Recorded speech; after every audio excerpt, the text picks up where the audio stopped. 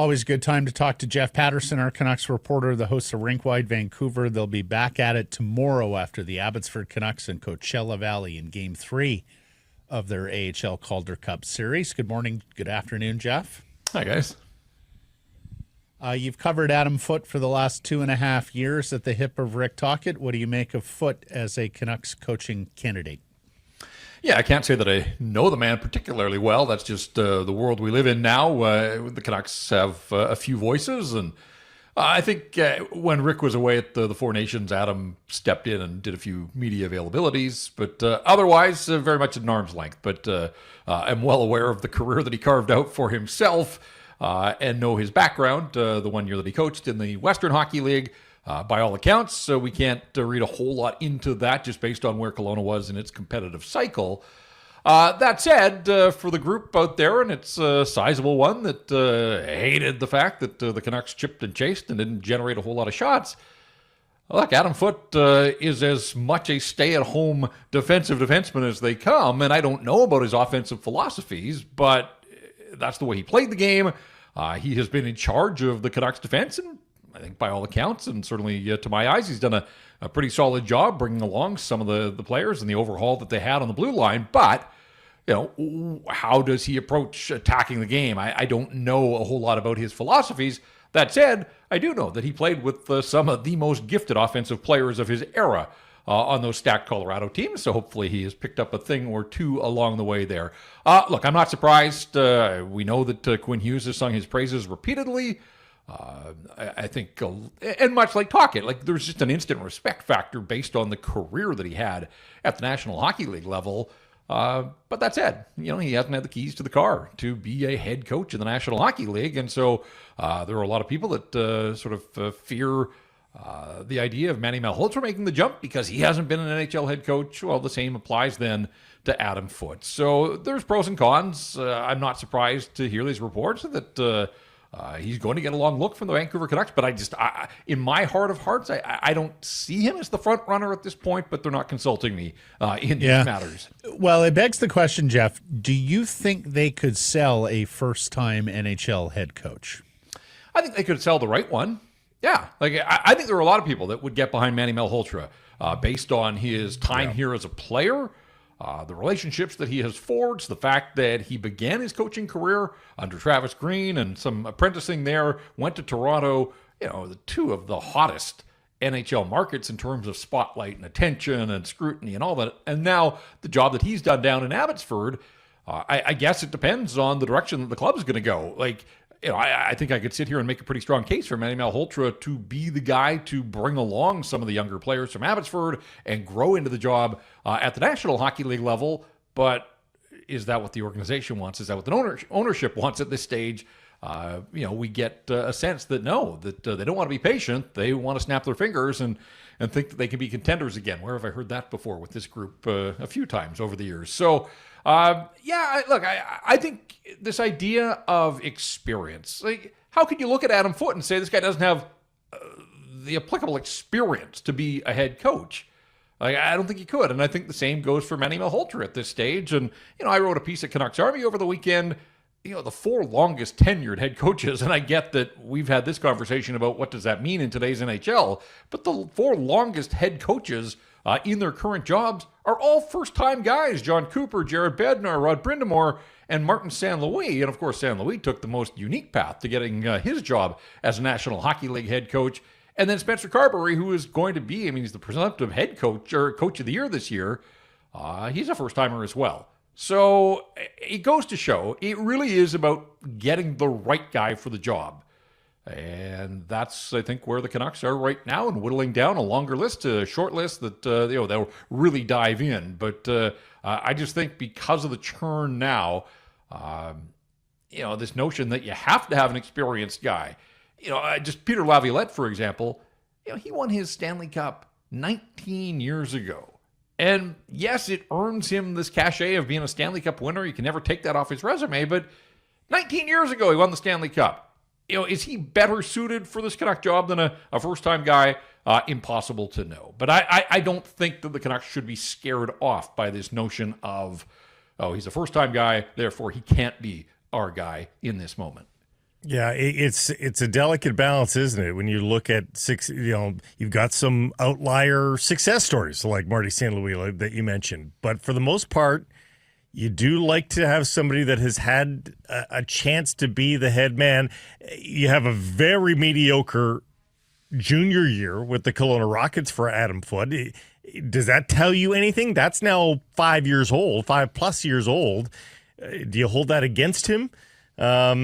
But you're also making Quinn Hughes happy. Like, I don't know, you can talk yourself into a spiral here.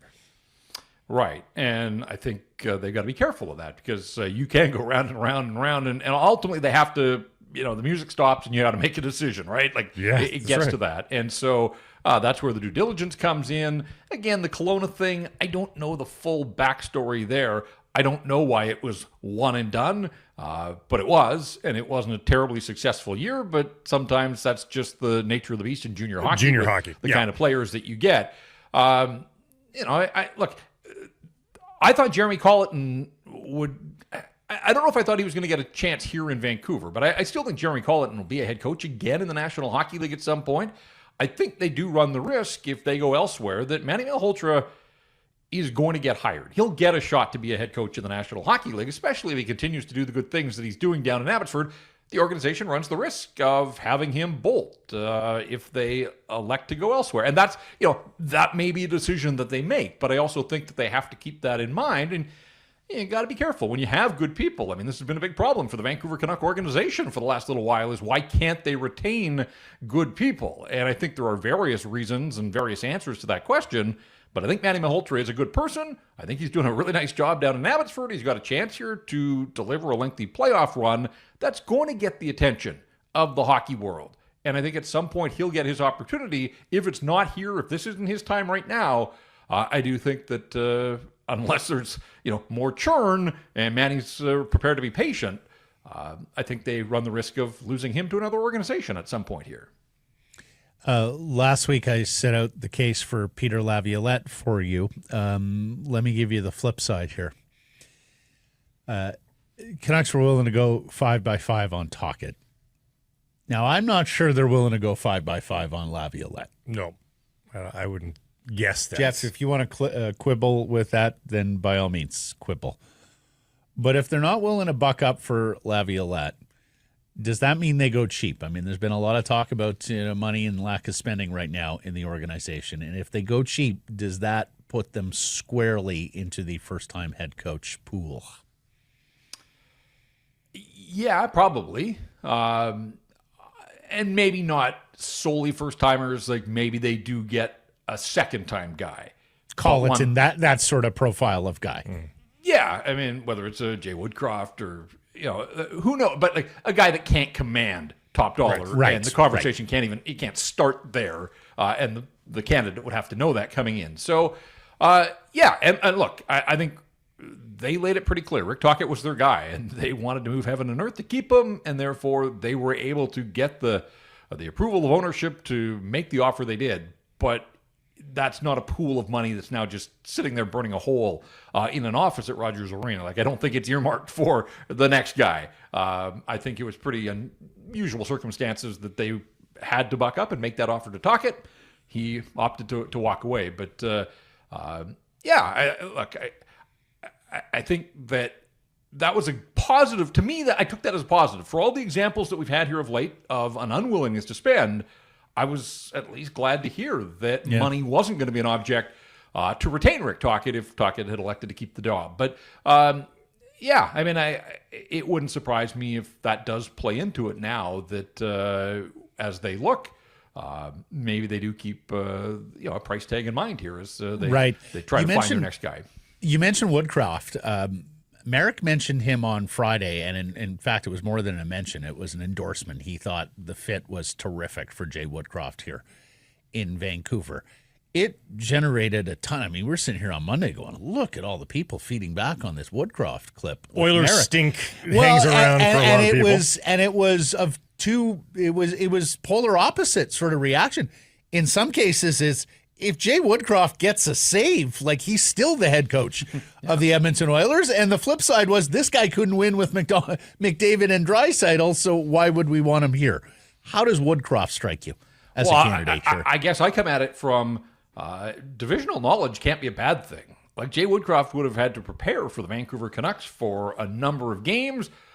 He'd have a pretty good sense of the personnel. Does that give him a leg up in terms of some of the other candidates? I'm not sure, but knowledge isn't necessarily a bad thing in that regard. I do sort of, I guess I side with the idea of some goaltending there. We always hear about great goaltenders make great coaches. He and others that have rolled through Edmonton haven't benefited from a whole lot of saves. So I always believe, and Travis Green's a recent example, but guys are generally better at the job the second time around. There's a lot of learning.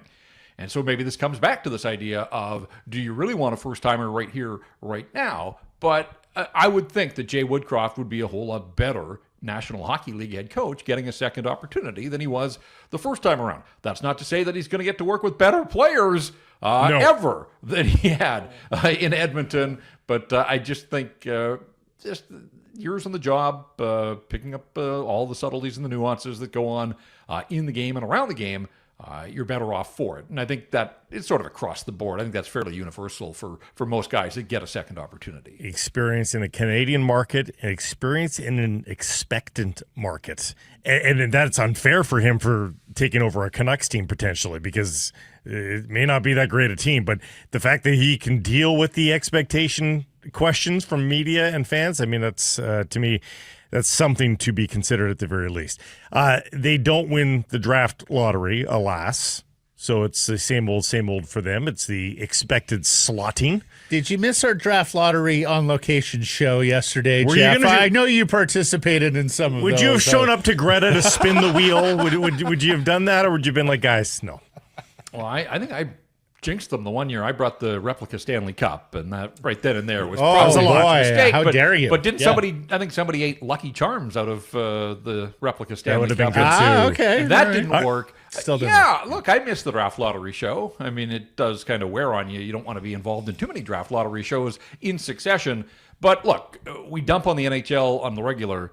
Credit where it's due. The lottery show itself was terrific. It was way better. It was awesome. And it's wild that it took them that long to figure out that, yes, you could do a live draw and everything would be okay. And it was. And it felt so much better than, the flipping of the cards and the 10 old hockey men sitting there in their seats. So, good on the NHL. They got that one right. And I'm all right with the Islanders winning. Like, I like a little drama. I like a little upheaval in all of that. It would have been better had the Canucks... And look, for the question of will the Canucks ever win a Stanley Cup, nobody knows the answer to that, but will they ever win a draft lottery? Like, could we ever just move in the right direction once in a draft lottery? Alas, that seems like Canuck luck as well. But it's important, though. It's important, though, for teams like the Islanders to win it every now and then, because it does stave off the tanking. You need proof of concept that just because you sink to the bottom doesn't mean you're going to get the top pick overall. And so there was that warning shot there with. Especially pertinent given Gavin McKenna next year. Yes, that's true. The Canucks need both. They need a young center in the system, but they also need a center in the NHL. So, which is this 15th pick? Yeah, it's funny. I was just looking back. I mean, every draft is different in its own beast, but if history tells you anything, you can land pretty good players at 15. They got Lekkerimaki not that long ago. JT Miller, remember him? He was a 15th overall pick, as was Erik Karlsson. Going back a little further, Joe Sakic was a 15th overall selection. So you never know. That said, there are also a lot of 15th overalls that I can't remember, and I looked at the list not that long ago. So that kind of just speaks to the volatility of the National Hockey League draft. It's said to be pretty top-heavy and drops off pretty quickly after the top 5 this year. So how much value does the 15th overall have in this draft? If you're looking at dealing it, I don't think it has a ton in and of itself. Like, certainly the 15th overall isn't going to land you what you're looking for, so then it becomes a package. And how much do you want to package? How much are you willing to package if you're the Vancouver Canucks? And I know you guys are asking that in the poll question, and when I saw that, I tried to wrap my head around this idea of the 15th overall pick and Tom Willander. And I just kind of come back to, like, what are we doing here? This just feels like them chasing their tail, that, shipping out more draft capital and these are always difficult with the hypothetical of not knowing, right? Like, if you could tell me that they could replicate the JT Miller trade of not that long ago, then sure. But, without knowing what's coming in return, it makes it a little more difficult to assess and analyze. But I'm worried. Like, I get this idea of keeping Quinn happy and trying to build around Quinn Hughes. And, again, we're back to this, if everything goes right and Thatcher Demko's healthy and can be a difference maker, all those things. And they might happen for the Vancouver Canucks. But keeping pretty close tabs on Abbotsford here in this playoff run, guys. Like, if you're going to trade the 15th overall this year and the guy that was the 11th overall a couple of years ago, it puts so much pressure on the system to develop the 3rd and the 4th and the 5th round picks into National Hockey Leaguers. And history tells you that that's just not going to happen very often, that they've done pretty well with Elias Paterson. And Kirill Kudryavtsev looks like an absolute outlier and steal to get a guy that's already played NHL games from the 7th round of his draft. But, like, how can you truly build a contender on the backs of 3rd and 4th and 5th round draft picks? You can't do it. And so to continue to pedal away the top of the draft, just, I don't know, feels like a fool's game to me. But that's kind of where they are. They're caught in the middle, and to get out of that, you got to give to get. I get all of that, but boy. And yet it all might be for naught, Jeff, because what you said is completely correct. But they are trying to keep Quinn Hughes engaged and wanting to be a Vancouver Canuck. And in the end, they could spend this capital, this draft capital, and it's still not enough for Quinn Hughes, right? Yeah, absolutely. And so I think just to kind of double down on that, if Quinn Hughes elects to walk away and you have traded Tom Willander, and the first round pick. How many years did this organization wait to find its own homegrown right shot defenseman? And I know Quinn's a lefty, but again, I just think that's one of the real perils in all of this. And nobody's got the crystal ball. We don't know how it's going to play out. But this Abbotsford run, and it's only 5 games right now, but it has the potential to be a true playoff run. But for me, guys, it would be so much more meaningful and significant if it was Jonathan Lekkerimäki scoring every night, if it was Tom Willander patrolling the defense and Elias Pettersson was down there. With all due respect to Phil DiGiuseppe, this isn't great for business if Phil the Thrill is the guy. He's got 4 points in the 5 games so far, and he's doing his thing. But for the long-term growth and for marketing purposes and all of that, you'd love to see this playoff push on the backs of the prospects, the legitimate, the top-end prospects, and neither Elias Pettersson or Willander's there, and Lekkerimäki hasn't played the last 3 games, and so that's a little, I don't want to say disappointing, because they're in good shape coming home from Palm Springs with a split, but I just think it would be so much more meaningful and significant if those were the guys that were really driving this playoff push right now and were the guys that this fan base could latch on to at the AHL level and then hopefully all graduate to the NHL. Speaking of Abbotsford, Jeff, you'll be back at it tomorrow with Dave Hall. What are you expecting out of Manny Holtra's charges in a 1-1 series at this point? Yeah, a little concerned about attrition, and information's hard to come by, especially when they're on the road. But Jet Wu left after 2 minutes in Game 2, took a serious shot against the boards and was out of the game. So, high praise for the 5 guys that stayed and played a ton because the game needed a few minutes of overtime. But I'm curious to see who's available because Christian Wolanin has been out for a little while as well. So all of a sudden now you're down 2 fixtures on the back end. And then up front, Atu Ratu left after the second period, and he has not had a particularly good start to these playoffs in terms of being the dominant force and a productive player. And so I'm not sure what the nature of his injury was. And of course, Lekkerimäki, as we said, complications from dental surgery, but guys, it's been 10 days now, and he's played with the bubble, and then he was seen practicing without the bubble. I think that, again, it's hard to get info, but my hunch is that they won the opener down in Coachella Valley, and Manny just decided to come back with a winning lineup, and that meant that Lekkerimäki had to sit for Game 2. But with a few days here to continue to recover and heal up, I hope that he is ready and available and gets back in there and can pick his game up a little bit because he hadn't played particularly well even when he was in the lineup. That said, they got the split they were looking for down in the desert, and so this is much like the first round now where it becomes a best of 3 with the remaining games all out in the Fraser Valley. they're still in the driver's seat. But Coachella Valley was a little more physical. Their better players showed up. Better than they had in the opener. And so, unfortunately for Nikita Tolopilo, coughed up the puck on the winner there, got a little spooked behind the net. But I will say this, I mean, we're all watching Manny now through a sort of different lens because he's a candidate for the big league job. I thought he did a terrific job under the circumstances. Makes the goaltending switch after a bit of a shaky start for Artur Silovs and switched his line combinations when they were down 3-0. And credit to Abbotsford for chipping away and coming all the way back. At a 4-3 lead with 4 minutes to go. It's unfortunate they couldn't get that across the finish line. But as I said, they're in pretty good shape as long as they're healthy enough. I don't think they want to lose any more players, but they should have enough in the stable there to get this job done. And you wonder a couple of things. Number one, if Manny is interviewing here in the break that they've had between games 2 and games 3. And then secondly, if Manny wins this series, is it Manny's job to lose going forward? Awesome stuff, Jeff. We'll be watching, listening tomorrow. We'll catch up with you on Friday. Sounds good, guys. Thanks.